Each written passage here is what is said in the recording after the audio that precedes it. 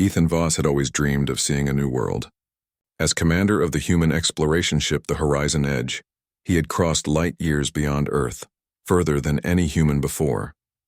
His mission was simple: map the unknown regions near a blue-white dwarf star and send data back to the United Systems. It was supposed to be routine, but space rarely followed plans. The warning alarms came first, sharp and piercing, echoing through the cockpit. Then came the shaking. Ethan's hands flew over the controls as he shouted commands to the ship's AI. "Stabilizers! Compensate for the pull."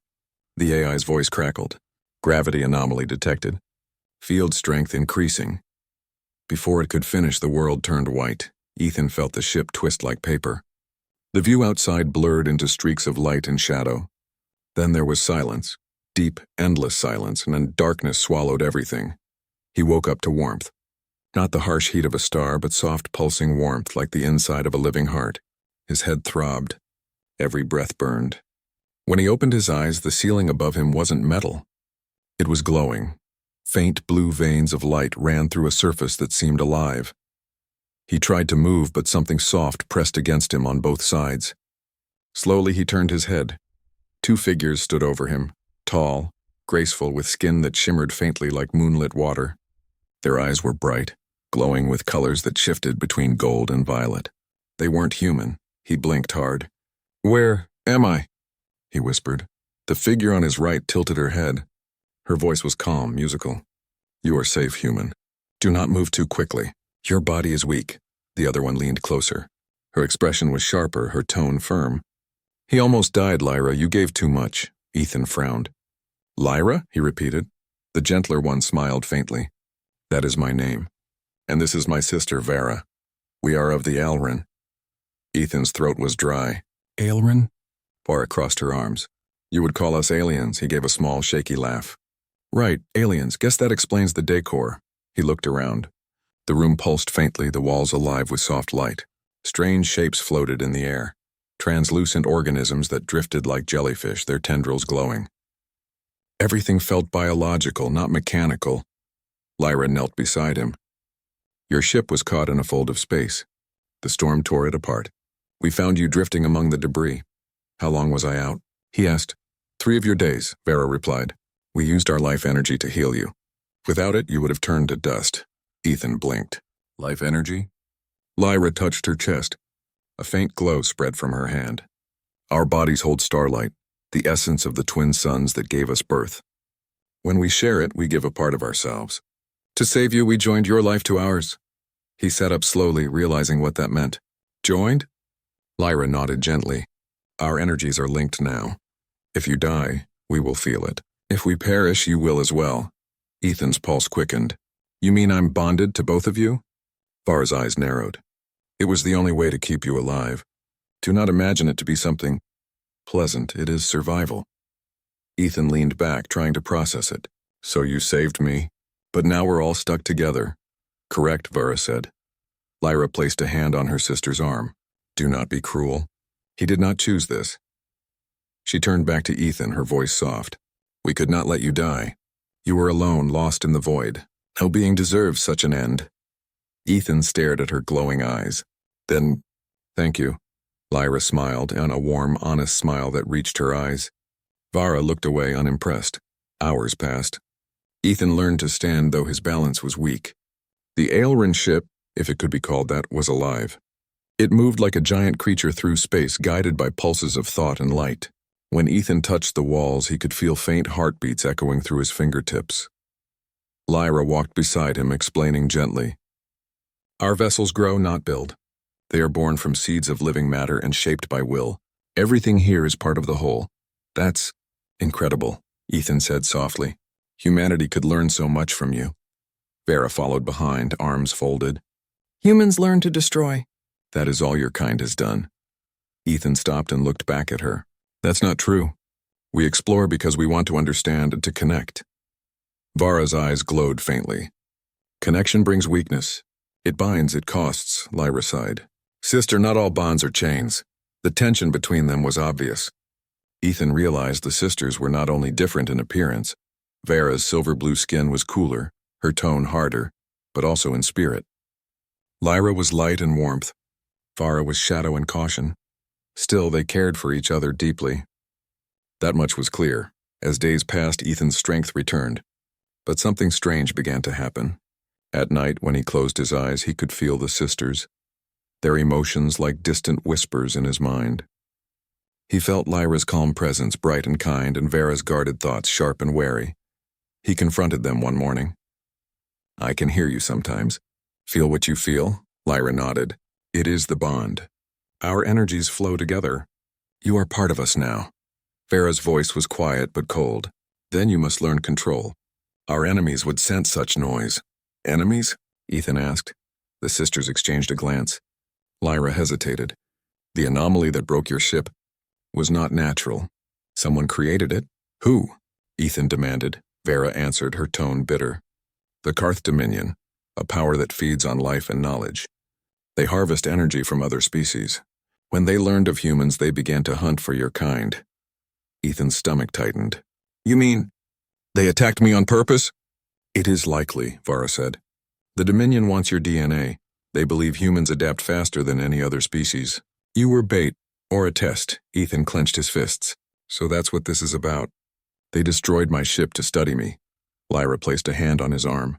"You are safe now. The Dominion cannot sense you here. Our ship is hidden among the plasma fields." He looked out a window, if it could be called that, and saw a magnificent sight. Glowing rivers of light twisting through the darkness, the ship gliding between them like a living ray. For a moment he forgot his fear. Space was beautiful again. Then Vara spoke quietly. "Do not be fooled by peace, human. The Dominion will search. When they find us, this bond will not protect anyone." Ethan met her eyes. "Then I'll help you fight." Both sisters turned toward him in surprise. "You are weak still," Vara said. "You know nothing of our ways." "I know how to survive," Ethan replied firmly. "And I don't plan to sit here while they come after us." Lyra smiled softly. "You are brave, Ethan Voss. That may be your greatest strength." He returned the smile. "No, just human." Later, as he rested, Lyra and Vara stood in the corridor outside his chamber. The bioluminescent walls glowed softly between them. "He will bring danger," Vara said quietly. "The Dominion hunts for him. If they find us—" Lyra looked toward Ethan's room. "He is different. His spirit burns bright like a star trying to be born. Perhaps he is meant to change something." "Change brings loss," Vara whispered. "Sometimes," Lyra replied gently, "it brings hope." They both fell silent, the hum of the living ship surrounding them. Inside, Ethan dreamed of a world far from home, and of two alien sisters who had saved him, though at a cost none of them yet understood.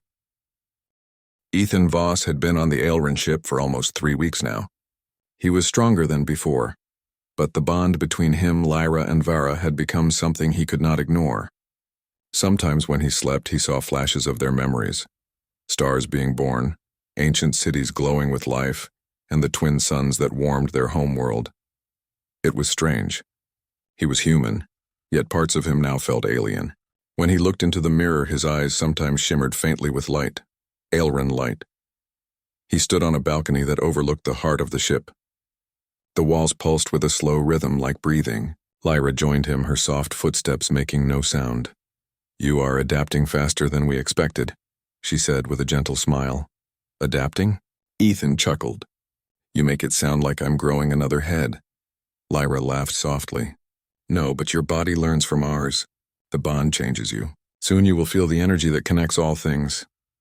Ethan nodded, though part of him was uneasy. "You mentioned before there's a price for saving me. What does that mean exactly?" Lyra hesitated. Vara had warned her not to tell him everything yet, but Lyra believed in truth. "The bond we share is not one way. To keep balance, we must exchange life energy regularly. That is how the Aelrin heal and sustain those we save." Ethan frowned. "Exchange of energy?" "Yes," Lyra said. "It is not dangerous, but it reveals parts of who we are. Our emotions, memories, even pain. When we link with you, you see us as we are and we feel what is inside you." Ethan looked down at his hands. "So it's like sharing souls." "In a way, yes," Lyra said softly. "Without it, your body will weaken again. You would fade," he sighed. "Then I guess I don't have a choice." Lyra shook her head. "Choice still matters. The bond may link us, but your will is your own. We never take more than freely given." That night, the exchange began. Ethan lay inside a glowing circle on the floor of the living chamber. Lyra and Vara stood on either side of him, their hands raised. The air shimmered as soft light surrounded them. Vara's voice was steady, almost cold. "Focus on your breath. Let the energy flow, but do not fight it." Ethan nodded, closing his eyes. The light grew brighter, and suddenly he could feel them, not as shapes or sounds, but as emotions. Lyra felt like sunlight on calm water, warm and gentle. Vara was sharp like cold steel, yet strong and certain. Their thoughts brushed his, and for a moment he saw flashes of their pasts. Lyra standing beneath twin suns, singing to newborn energy blooms. Vara training in armor, defending their people from shadow-like creatures. Then, his own memories flowed into them. Earth's blue oceans, the laughter of his crew, and the loneliness of space. Lyra whispered, her voice in his mind. "You miss your world, yes," he thought back. "But it's gone now. The ship. Everyone else. Gone." He felt her sadness join his, soft but deep. "You are not alone anymore." When the light faded, Ethan gasped for air. He felt drained but alive, like something heavy inside him had been released. Vara turned away, hiding her expression. "It is done. You will recover soon." Lyra placed a hand on Ethan's shoulder. "Rest. Tomorrow we return to our homeworld. You will see where we come from." The next day they arrived. The Aelren homeworld was breathtaking, a world of glowing forests, silver mountains, and oceans that reflected both suns like liquid crystal. The cities were alive, shaped from coral-like structures that pulsed softly with light. Every building seemed to breathe. Ethan stared through the ship's window in awe. "It's beautiful, like a dream." Lyra smiled proudly. "This is Aelria, the heart of our people." Vara, standing beside them, looked less peaceful. "Beauty does not protect us from what hunts in the dark." Ethan turned. "You mean the Karth Dominion?" "Yes," Vara said. "They are near. We have intercepted their signals." Ethan frowned. "Then we shouldn't be here." "You said they're after humans." "If they find me," Lyra interrupted softly, "hiding forever is not living. The Council will protect us." But when they landed and met the Council, Ethan quickly learned that not everyone agreed. The Aelren Council was made of 5 elder beings, their skin shimmering like starlight. They sat in a circle of light that hummed with energy. The eldest spoke first. "You bring a human among us, Lyra. Do you know the danger this causes?" Lyra bowed her head. "Yes, Elder, but he is linked to us." "Without him we die," the elders murmured to each other. One of them looked directly at Ethan. "You carry within you a spark of power we do not understand. Human DNA is strange, unstable yet adaptive. The Dominion seeks to harness it. If they find you, they will not stop." Ethan stepped forward. "Then I'll help you fight them." There was silence. The elders exchanged looks. One finally said, "You would fight for a world that is not your own?" Ethan nodded. "You saved my life. That makes it my world, too." Vara's expression softened, if only for a second. Lyra looked at him with quiet pride. After a long pause, the eldest elder spoke. "Then prepare. The Dominion comes." Days passed in tension. Ethan worked with Vara to improve the Aelren defenses. Their ships were powerful, but not made for war. They used energy shields and plasma pulses, not missiles or guns. Ethan shared what he knew, how to use electromagnetic fields to disrupt sensors, how to hide ships in asteroid belts, how to mislead scanners. The Aelren engineers listened with curiosity. Vara, though skeptical at first, began to respect his tactical mind. One evening, as they stood overlooking a glowing valley, Vara spoke quietly. "You think differently than us. You see war as survival, not destruction." Ethan nodded. "War isn't about killing. It's about protecting what matters." Vara looked at him for a moment, then turned away. "Lyra believes you were meant to find us." "I thought she was foolish. Now, I'm not sure." Ethan smiled faintly. "I'll take that as a compliment." For a moment, the warrior's expression softened, but before she could reply, the sky above them flashed red. Sirens echoed through the city. Lyra's voice came through the communicator. "The Dominion fleet has entered orbit." Ethan's heart pounded. "How did they find us?" Vara's eyes narrowed.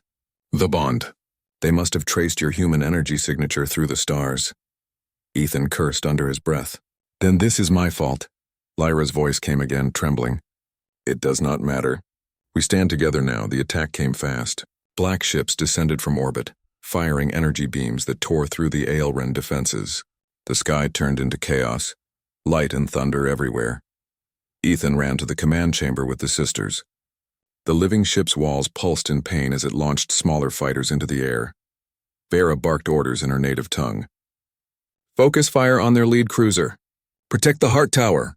Ethan jumped to a console. We need to blind their scanners. Feed me the energy grid. Lyra nodded, linking her hands to the control panel. Light flowed from her palms. Ethan rerouted it into a frequency burst that fried the Dominion sensors. Several enemy ships spun out of control. It's working, Lyra cried. Vera gave Ethan a sharp nod. Not bad, human, but victory didn't last. The largest Dominion ship broke through the clouds. A massive fortress with a symbol burned into its hull. Ethan stared. That's their flagship. Lyra's face went pale. The Archon himself is aboard. He wants the bond. The ground trembled as the flagship's beam struck the city. Buildings of light shattered. The Aelren screamed as their world cracked. Ethan grabbed the sisters. We need to fall back. There's nothing left here. Vara's jaw tightened. If we flee, they will follow us forever. Then what's the alternative? Ethan shouted.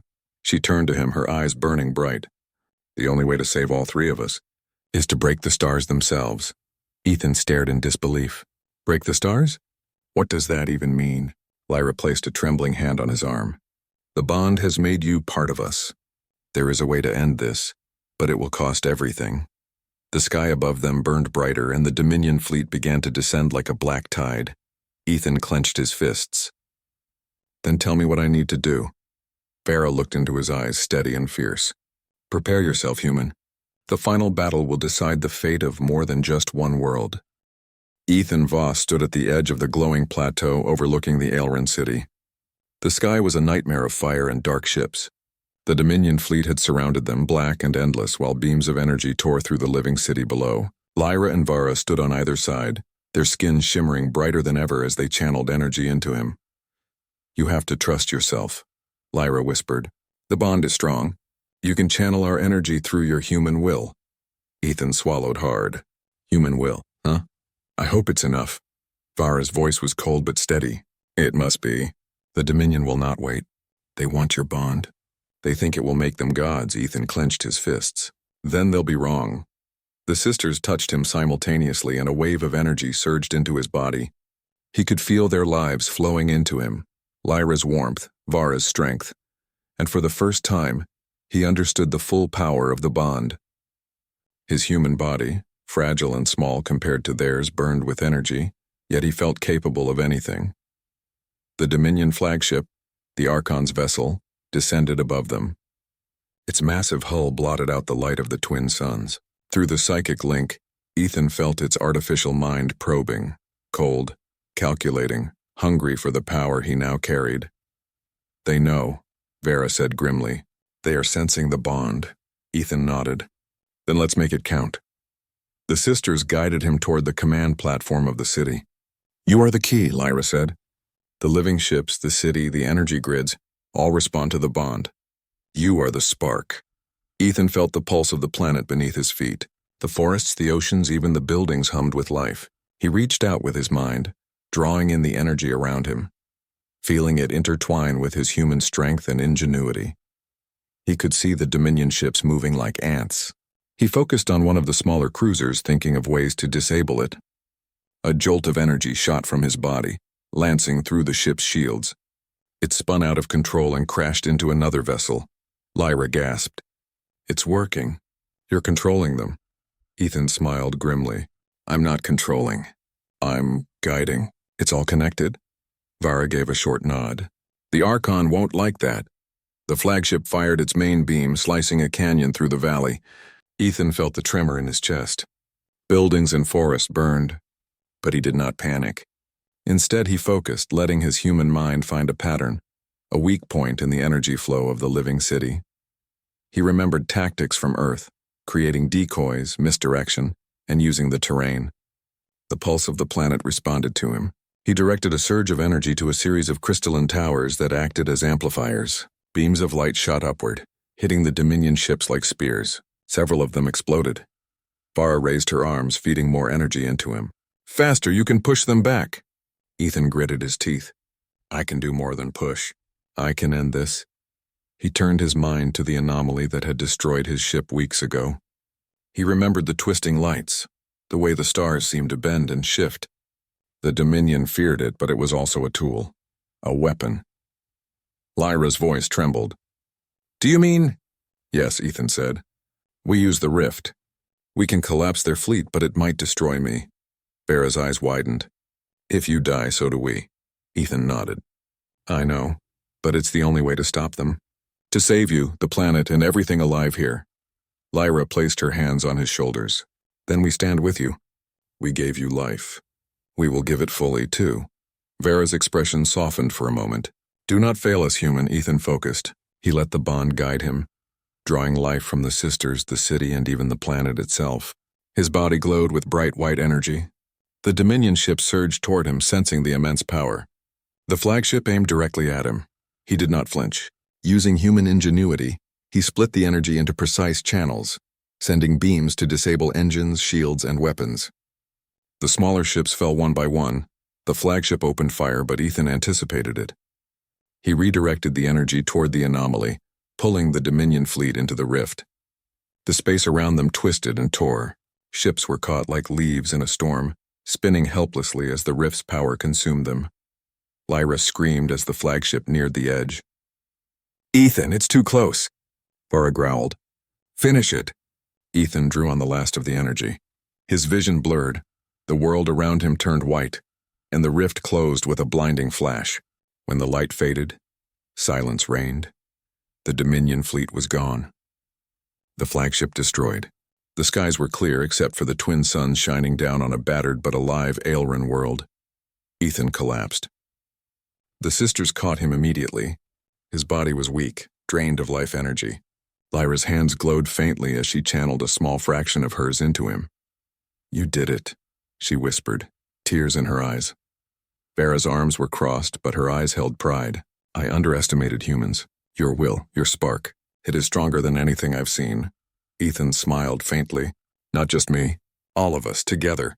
Lyra leaned closer. You risked everything to save not only us, but this world. That is what makes humans extraordinary. Ethan laughed weakly. I was just trying not to die. You did more than survive, Lyra said. You changed the course of history. You reminded us of hope. Farah looked at him. Your species. Small, fragile, and yet full of courage. I thought humans were weak. I was wrong. You are remarkable. Ethan felt a warmth in his chest. It was more than energy. It was pride, relief, and connection. He had been lost in space, almost gone, but now he belonged. Not just to his own species, but to something greater. In the aftermath, the Aelren rebuilt their city. The twin suns reflecting off crystal towers and glowing forests. The bond remained between Ethan, Lyra, and Vera, though it was now gentler, calmer. The sisters had taught him to control it, and he taught them the value of human will, the ability to choose, to fight, to hope. Lyra placed a hand on Ethan's shoulder one evening. Your life is part of us now. We are stronger because of you. Ethan shook his head. No, I am part of you, but it's your guidance that made this possible. Humanity gave will, you gave power. Together, we're unstoppable, Vera grunted in agreement. Unstoppable, yes. But let's not push that too far. Humans are reckless, Ethan laughed. Guilty as charged. A week later, the sisters took him to the edge of the planet. Beyond was the void of space, the stars he had always loved. Lyra whispered, You could return home now, Ethan Voss. Your people may wonder where you went. Ethan looked at her, then at Vara. I've been given a second chance. But home isn't just a planet anymore. It's here, with you, with Aelren. With life, Vara's eyes softened. Then you are truly human. To fight, to risk, to choose where you belong, Ethan smiled. And I will keep choosing. Not because I have to, but because it matters. The three of them stood together, watching the twin suns set over the glowing planet. The stars beyond beckoned, endless and waiting. Ethan had been lost, almost destroyed, and yet he had awakened something greater. Humanity had shown its true gift, courage, will, and hope, and the Aelren had learned that even the smallest spark could ignite the brightest light. He knew the future would be dangerous. Other threats would come, But he also knew this. Wherever humans went, they would not be just survivors. They would be changers, challengers, and sometimes the spark that saved worlds. And now, between two alien sisters who had given everything for him, Ethan Voss was alive, but more alive than he had ever been, ready to face the stars.